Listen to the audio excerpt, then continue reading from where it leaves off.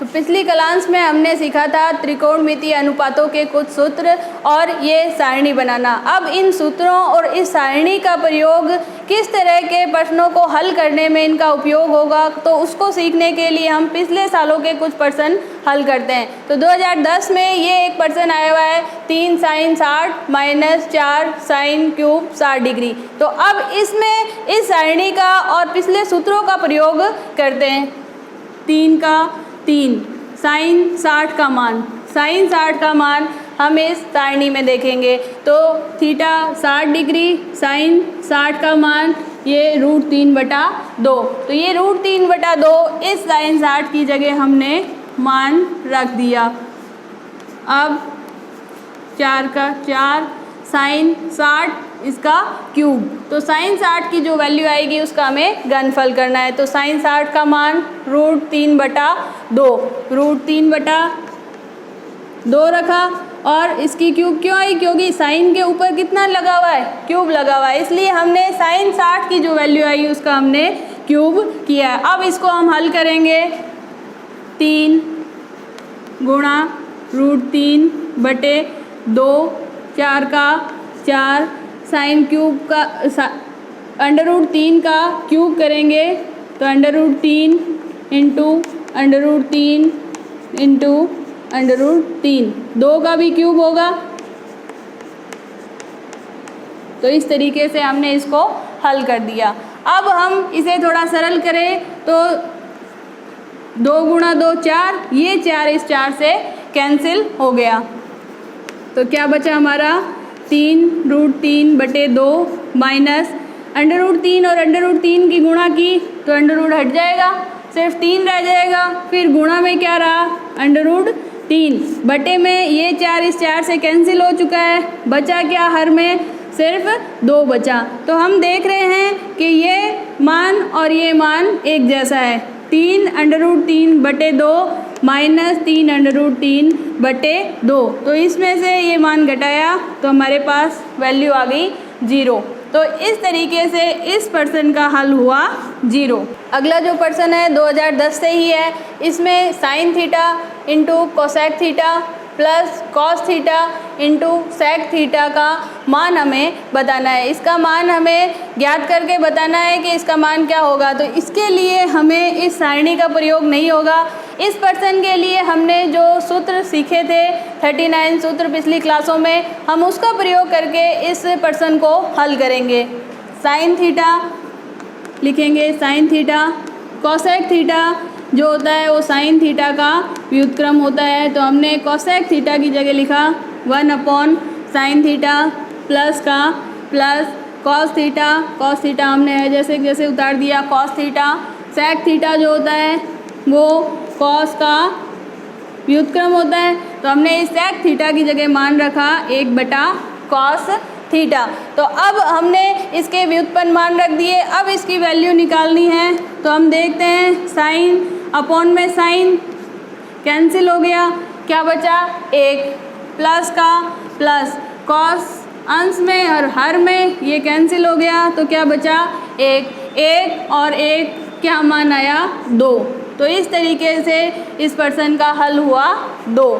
हाँ, तो 2010 के हम इस प्रश्न को हल करते हैं। 2010 में ये प्रश्न आया था जिसका रूप है साइन की घात 4 थीटा माइनस कॉस की घात 4 थीटा बटे sign square theta minus cos square theta का हमें मान ज्ञात करना है। तो इस प्रश्न को देखने से हमें क्या पता चल रहा है कि इधर अंश में घात 4 है, हर में घात 2 है। तो देखने से ये प्रश्न बहुत टफ लग रहा है। ज़्यादातर इसकी घात देखकर ही प्रश्न छोड़ देते हैं बच्चे कि 4 घात का कैसे हल होगा, क्या इसमें हम सूत्र लगाएंगे।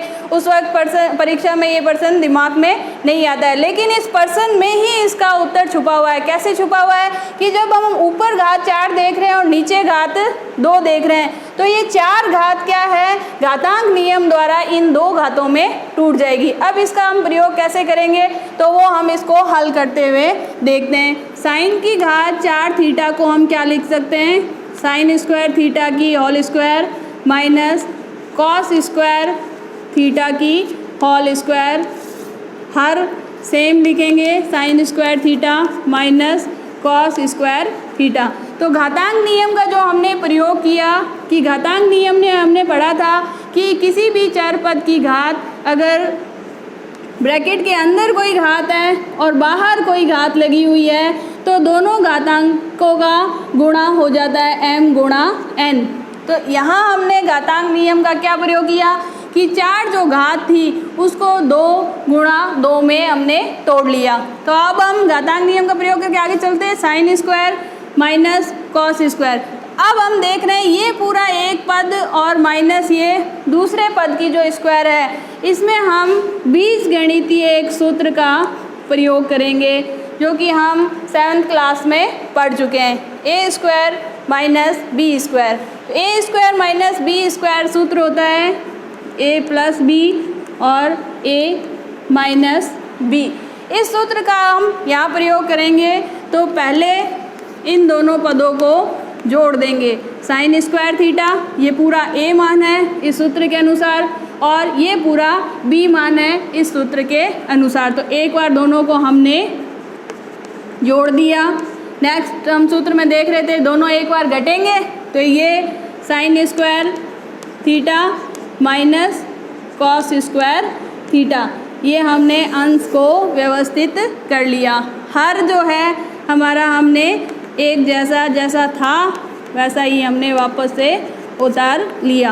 अब इस प्रश्न को देख रहे हैं कि हमारा ये प्रश्न लगभग हल हो चुका है। कैसे कि अंश में ये पद और ये पद एक समान है, कॉमन होने के कारण ये दोनों क्या हो जाएंगे, एक दूसरे से कैंसिल हो जाएंगे। अब कैंसिल होने का क्या कारण है कि इन दोनों पदों के बीच में देखो कोई भी चिन्ह नहीं है, सिर्फ गुणा है। और जब दो पदों के बीच में गुणा हो और अंश और हर में एक जैसा पद हो तो ही वो कैंसिल होते हैं। अगर यहाँ प्लस या माइनस का कोई चिन्ह होता और फिर ये एक जैसे होते तो ये कभी भी कैंसिल नहीं होंगे। इस बात का विशेष ध्यान रखना है। तो हमने इन दोनों पदों को कैंसिल कर दिया। अब हमारे पास क्या बचा, sign square theta plus cos square theta बटे में एक, जो कि हम नहीं लिखेंगे। अब साइन स्क्वायर थीटा और कॉस स्क्वायर थीटा त्रिकोणमितीय अनुपातों में मैंने आपको बताया था कि ये किसके बराबर था, ये 1 के बराबर था। तो इस तरीके से इस प्रश्न का हमारे पास हल आया 1। जैसे कि पहले ही कहा था, प्रश्न को देख के 4 घात को लग रहा था कि काफ़ी बड़ा या काफ़ी लंबा हल होने वाला प्रश्न है, लेकिन सिर्फ 2 लाइनों में हमने इन 2 सूत्रों का प्रयोग करके हल कर दिया और इसका उत्तर आया 1। अगला प्रश्न हम हल करेंगे जो कि 2011 में आया हुआ है। 2011 में जो प्रश्न आया हुआ है वो है कि यदि कॉस थीटा की वैल्यू हमें दी हुई है √3/2 तो हमें थीटा का मान ज्ञात करना है। अब इस तरीके के प्रश्नों को हम कैसे हल करेंगे कि हमने सबसे पहले लिखना है कॉस थीटा, जो प्रश्न लिखा हुआ है उसी को हमने वापस से उतारा। फिर हम देख रहे हैं कि कॉस थीटा की वैल्यू सारणी में से देखेंगे कि कॉस थीटा की वैल्यू √3/2 किस जगह है। तो हमने देखा कि कॉस थीटा की वैल्यू √3/2 30 डिग्री पे है। तो हम क्या करेंगे, इस थीटा को नहीं चेंज करेंगे, जो ये मान दे रखा है इस मान को हम देखेंगे कि ये मान किस थीटा पर आया हुआ है। तो हमने देखा कि कॉस 30 डिग्री पर ये मान लिखा हुआ है √3/2।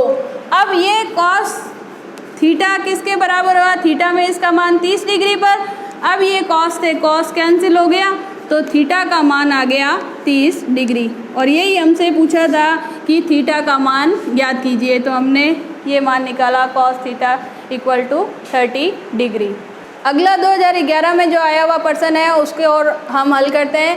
यदि कॉट थीटा बराबर 1/√3 हो तो हमें साइन थीटा का मान ज्ञात करना है। पिछले प्रश्न में हमने देखा था कि हमने पिछले प्रश्न में सिर्फ थीटा की वैल्यू निकाली थी, लेकिन अब ये जो प्रश्न है ये थीटा का मान तो निकालना ही है, उससे एक पद आगे और पूछा गया है कि थीटा का मान निकालने के बाद हमें इस साइन थीटा की वैल्यू और कैलकुलेट करनी है। तो इसको हम कैसे हल करेंगे, इस प्रश्न को आधा तो ये जो हमने पिछले प्रश्न हल किया था वहीं तक वैसा ही हल होगा। उसके बाद का पद क्या आता है, कॉट थीटा बराबर 1/√3। तो हमने लेफ्ट हैंड साइड को ऐसे कैसे ही रखना है। फिर हम राइट हैंड साइड में 1/√3 कॉट का मान 1/√3 किस जगह आ रहा है, 60 डिग्री। कॉट का मान 1/√3, थीटा का मान देखा तो ये हमारे पास आया 60 डिग्री पे। तो हमने इस 1/√3 की जगह लिखा कॉट 60 डिग्री। कॉट से कॉट कैंसिल हो गया तो थीटा का मान आया 60 डिग्री। अभी ये पर्सन हमें पिछले पर्सन तक हल किया है, लेकिन इस पर्सन में एक पद और आगे पूछा गया है, साइन थीटा का मान पूछा है। तो अब ये जो हमारे थीटा की वैल्यू आई है, ये जो भी हमसे मान पूछे उसमें रखना है। थीटा कितना है, 60 डिग्री। तो इस 60 डिग्री का मान हमें साइन 60 का मान ज्ञात करना है। अगर आपको हाथ की ट्रिक से आंसर आता है तो सीधा हाथ की ट्रिक से लिखिए साइन 60 का मान 0, 30, 45 और 60। साइन है तो नीचे की 3 अंगुलियां देखेंगे और उसे अंडर रूट में रख देंगे और बटे में 2 रखेंगे। अगर हाथ की ट्रिक याद नहीं रहती है, आप सारणी से ही मान निकालना चाहते हैं, तो साथ में सारणी बनी हुई है, उसमें साइन 60 का मान हम देखेंगे √3/2। तो ये हमारा मान आ गया साइन थीटा का, जो कि थीटा आया था 60 डिग्री। इस तरीके से ये पर्सन हल हुआ। 2011 में आया अगला पर्सन है कॉट थीटा बटे अंडर रूट में 1 + कॉट स्क्वायर थीटा को सरल रूप में लिखना है। सरल रूप का मतलब है इसको साइन कॉस की फॉर्म में लिखना है। अभी ये स्क्वायर में और अंडर रूट में मान है, तो इसको सरल रूप में लिखने के लिए हम क्या करेंगे, कॉट थीटा अंश में है जैसा हमने उतार लिया, बटे में 1 + कॉट स्क्वायर थीटा। तो जब हमने सर्वसमीका से इनके सूत्र याद किए थे तो हमने देखा था कि 1 + कॉट स्क्वायर थीटा = आया था हमारा कोसेक स्क्वायर थीटा के। तो इस 1 + कॉट स्क्वायर थीटा के बराबर में हम लिख देंगे कोसेक स्क्वायर थीटा।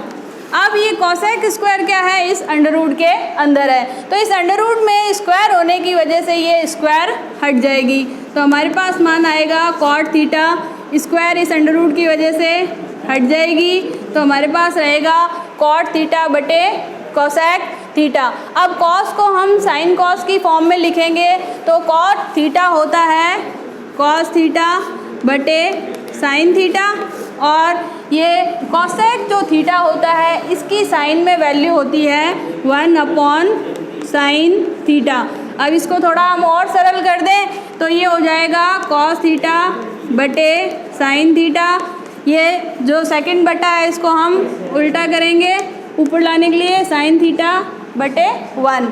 अब ये साइन और साइन आपस में कैंसिल हो जाएंगे, तो अब हमारे पास क्या बचा, कॉस थीटा। तो यही क्या हुआ, इसका एक सरल रूप हुआ। तो इस पर्सन को सरल रूप में हमने किस फॉर्म में ले आए, कॉस थीटा के रूप में ले आए।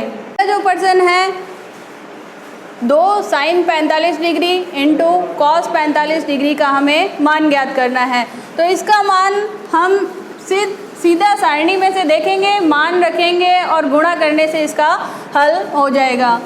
2 sin 45 का मान हम देखेंगे, sin 45 डिग्री 1/√2। तो हमने sin 45 की जगह मान रखा 1/√2। फिर हमने cos 45 का मान रखना है, तो हम सारणी वापस से देखेंगे, cos 45 और 45 डिग्री के इस जगह इसका मान आया 1/√2। तो ये मान हमने यहाँ फिर से पुट कर दिया, और अब हम क्या करेंगे, इन तीनों पदों की गुणा करवाएंगे। तो 2 √2 की गुणा आई तो आया 2 में 2 का भाग लगा तो आंसर आया 1। तो इस तरीके से हमारे पास इस पर्सन का मान आ गया 1। अगला जो 2011 का पर्सन है उसमें हम देख रहे हैं कि सिद्ध करने का पर्सन है। सिद्ध करने में दे रखा है sin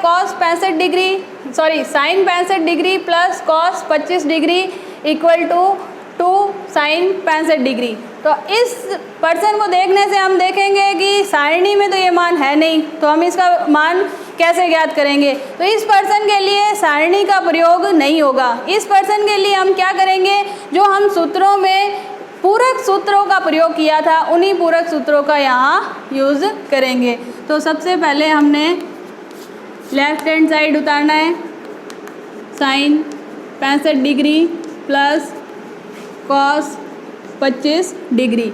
लेफ्ट हैंड साइड उतारा, फिर हमें देखना है कि सिद्ध क्या करना है कि साइन 65 डिग्री आ रहा है। तो जो हमें सिद्ध करना है, जो मान आया हुआ है उसको हमें चेंज नहीं करना है। यहाँ साइन और कॉस दोनों है, हम चाहें तो इसको भी बदल सकते हैं पूरक कोण से और इसको भी पूरक कोण से बदल सकते हैं, लेकिन जो सिद्ध करने में आया हुआ है उसको देखते हुए उस मान को हमें बदलना नहीं है, उसको चेंज नहीं करना है। तो हमने साइन 65 डिग्री को है जैसे कि जैसे लिख दिया। अब ये जो cos 25 है इसको पूरक कोण का सूत्र प्रयोग करते हुए चेंज करेंगे। cos 25 इसको पूरक कोण के रूप में कैसे चेंज कर सकते हैं?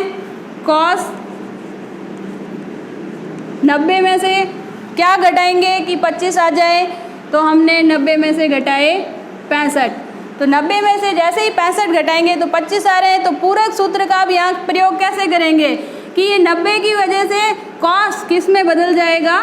साइन में। फिर लगता था हमारे यहाँ जो थीटा की वैल्यू होती थी, तो यहाँ थीटा की जगह मान है 65 डिग्री, तो ये cos किस में चेंज हो जाएगा? साइन में, और थीटा इस जगह लग जाएगा 65 डिग्री में। तो cos 25 किस में बदल गया?